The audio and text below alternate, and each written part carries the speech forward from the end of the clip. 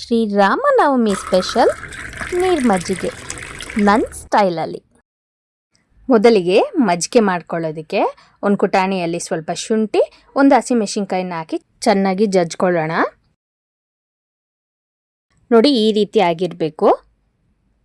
ಇವಾಗ ಒಂದು ಬಟ್ಟಲಿನಲ್ಲಿ ಅರ್ಧ ಬಟ್ಟಲಿನಷ್ಟು ಮೊಸರು, ರುಚಿಗೆ ತಕ್ಕಷ್ಟು ಉಪ್ಪು, ಜಜ್ಜಿಟ್ಕೊಂಡಿರೋ ಶುಂಠಿ ಹಾಗೂ ಹಸಿಮೆಣಸಿನ್ಕಾಯಿ ಹಾಕಿ ಮಿಕ್ಸ್ ಮಾಡ್ಕೊಳ್ಳೋಣ.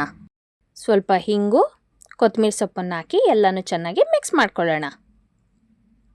ಇವಾಗ 2 ಬಟ್ಟಲಿನಷ್ಟು ನೀರನ್ನು ಹಾಕಿ ಮಿಕ್ಸ್ ಮಾಡಿಕೊಂಡ್ರೆ ನೀರು ಮಜ್ಜಿಗೆ ಸವಿಯಲು ಸಿದ್ಧವಾಗಿದೆ.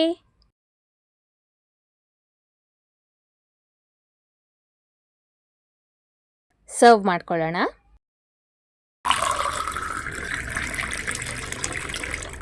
ಅಲಂಕಾರಕ್ಕೆ ಕೊತ್ತಂಬರಿ ಸೊಪ್ಪು ಹಾಗೂ ಹಸಿಮೆಣಸಿನ್ಕಾಯಿನ ಬಳಸ್ಕೊಳ್ಳೋಣ.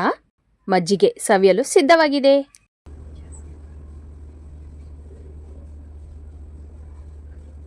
ಸಖತ್ತಾಗಿದೆ.